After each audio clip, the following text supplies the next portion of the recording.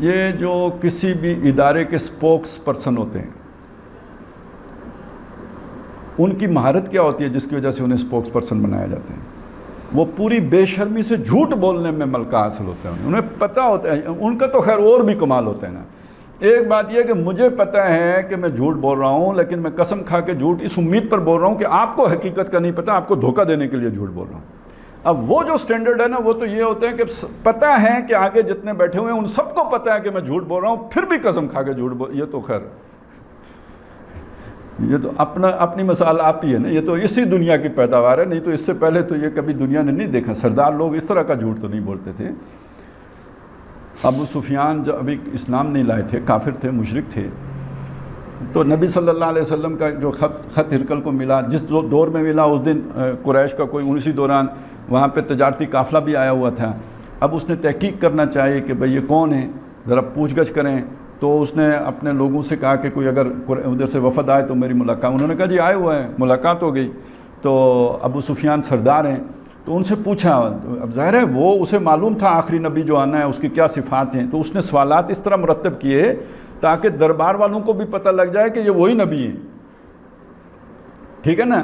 اب ابو سفیان سے پوچھی جا رہا ہے, وہ جواب دیے جا رہے ہیں, اور وہ کہتے ہیں مجھے بعد میں جب ایمان لے آئے انہوں نے کہا کئی دفعہ مجھے خیال آیا جھوٹ بولوں, کیونکہ جو وہ پوچھ رہا ہے میں جب جواب دیتا تھا تو اس سے تو حضور کی وہ صداقت ثابت ہو رہی تھی, خود اسے بھی پتہ تھا ثابت ہو رہی ہے, لیکن یہ کہ دل میں آتا تھا کہ جھوٹ بولوں, ایسے نہیں ایسے ہیں. لیکن میں یہ سوچ کے جھوٹ نہیں بول سکا, میرے ساتھ اتنے لوگ ہیں کہیں گے ہمارا سردار جھوٹ بولتا ہے. اس کا مطلب ہے ان سرداروں کے اندر اتنی شرم ضرور تھی کہ وہ اپنے لوگوں کے سامنے جھوٹ بولنے کو سمجھتے تھے کہ یہ میری توہین ہے, تذلیل ہے. لوگ سمجھیں جھوٹ بولنا بزدل آدمی کا کام ہے, گھٹیا آدمی کا کام ہے, تو ہمارا سردار اتنا گھٹیا ہے کہ جھوٹ بولے. آج کیا کہتے ہیں, ہاں وہ اصل میں تو یہی قابلیت ہے نا کہ بات کو ذرا وہ گھما لیتا ہے, ٹرن دے لیتا ہے, اپنے مطلب کی انٹرپریٹیشن کر لیتے ہیں. اب یہ تو قابلیت ہو گئی ہے آج کے دور میں آ کے. اور پھر اس سے اگلی بات تو یہ ہے کہ سب لوگوں کو پتہ ہو کہ صاحب جھوٹ بول رہے ہیں, اور پھر بھی صاحب. وہ کسی نے ایک دفعہ لکھا تھا, یہ دونوں طرف ہوتا ہے لیکن جو ظاہر ہے اس نے انڈیا کے والے سے لکھا تھا کہ 65 کی جنگ میں انڈیا نے پاکستان کے اتنے جہاز گرا دیے تھے جتنے تھے ہی نہیں. روز خبروں میں آج 8 گرا دیے, آج 7 گرا دیے, آج 5 گرا دیے, آج 15 گرا دیے, تو ٹوٹل اتنے ہو گئے تھے جتنے تھے ہی نہیں. تو یہ تو خیر اس نے ان کا لکھا ہوگا, ہم نے تو اس سے بھی دگنے گرا دیے ہوں گے, کیا پتہ. تو یہ تو دونوں طرف کہانی برابر لگی ہوئی ہوتی ہے. اس سے آپ کو یہ یقین آ جانا چاہیے کہ لوگ جھوٹ بولتے ہیں. مجھے یہ یقین اس لیے دلانا پڑا کہ جو آدمی ایماندار ہو اس کے لیے یہ بات بڑی عجیب ہوتی ہے کہ بندہ جانتے بوجھتے کیسے جھوٹ بولتے ہیں. تو صرف یہ سمجھانے کے لیے کہ لوگ جانتے بوجھتے جھوٹ بولتے ہیں. اچھا, اب اگلی بات یہ کہ انہیں کیا ضرورت پیش آتی ہے یہ جھوٹ بولنے کی. آج سوچیں, 2 گروہ آپس میں ایک دوسرے کے مخالف ہیں, ایک طرف یہودی ہیں دوسری طرف مسلمان ہیں. ایک بیچ میں بندہ ہے جس نے دونوں طرف تعلقات رکھنے, ادھر بھی رکھنے اور ادھر بھی رکھنے. اسے کیا کرنا پڑتا ہے؟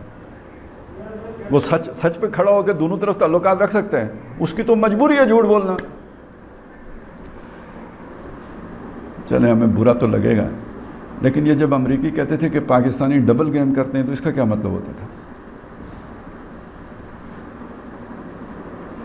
یعنی امریکہ کا کوئی مخالف بھی تھے نا. ڈبل گیم کا کیا مطلب ہے؟ انہوں نے ادھر بھی تعلقات بنائے ہوئے ہیں اور ہمارے ساتھ بھی تعلقات رکھے ہوئے ہیں. اور ہم سب جب یہ سنتے تھے تو ہم کیا ہوتے تھے جی؟ خوش کہ ہم تو نمبر 1 ہیں, ان کو بھی دھوکہ دے رہے ہیں اور ان کو بھی دھوکہ دے رہے ہیں. تو نمبر 1 وہ ہوتا ہے جو دونوں طرف دھوکہ دے سکے. تو یہ نمبر 1 اس زمانے میں بھی موجود تھے بھائی. یہ ہوتا ہے جی جب ویلیو سٹرکچر الٹ جاتا ہے, یعنی آپ کو نیکی برائی لگتی ہے اور برائی اچھائی لگتی. بلکہ اس پہ مجھے حدیث یاد آ گئی, نبی صلی اللہ علیہ وسلم نے فرمایا کہ کیف بکم اذا لم تامروا بالمعروف ولم تنہوا عن المنکر. اس وقت تمہارا کیا حال ہو جائے گا, نہ تم نیکی کا حکم کرو گے نہ تم برائی سے روکو گے. تو صحابہ کرام اس پہ بہت حیران ہوئے. انہوں نے حضور سے پوچھا کہ اللہ کے نبی کیا واقعی ایسا ہوگا؟ حضور نے فرمایا نعم و اشد, یہ بھی ہوگا بلکہ اس سے بڑھ کر شدید تر ہوگا. کیف بکم, اس وقت تم کیسے ہو جاؤ گے؟ اذا تامرون بالمعروف وتنہون عن المنکر, اور اذا تامرون بالمنکر وتنہون عن المعروف، اس وقت تم کیسے ہو جاؤ گے جب برائی کو پھیلاؤ گے اور نیکی سے روکو گے؟ اب تو آپ سوچیں نا صحابہ کا کیا حال ہوا ہوگا، وہ جو پہلی بات پہ ہی پریشان تھے تو اس بات پہ تو بہت ہی پریشان ہو کہ انہوں نے پوچھا کیا اللہ کے نبی ایسا واقعی ہوگا؟ حضور نے فرمایا نعم، ہاں ہوگا، واشد، اس سے شدید تر ہوگا۔ کیف بکم اذا رأیتم المعروف منکرا والمنکر معروفا، اس وقت تم کیسے ہو جاؤ گے جب تمہیں نیکی برائی نظر آئے گی اور برائی نیکی نظر آئے گی۔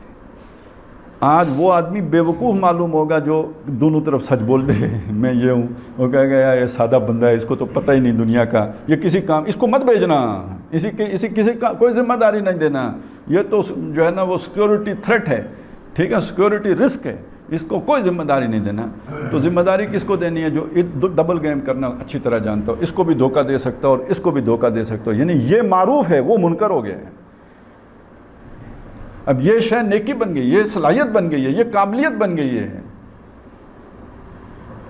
اس سے آپ سمجھ لیں کہ یہ زمانہ جس زمانے میں ہم ہیں یہ کس قسم کا زمانہ ہے اور کس قسم کے مسلمان ہیں۔ ڈبل گیم کرنے والے، دونوں طرف دھوکہ دینے والے، پھر اس پر خوش ہونے والے اور خوشیاں منانے والے کہ ہم نے ادھر بھی دھوکہ دیا اور ادھر بھی دھوکہ دیا۔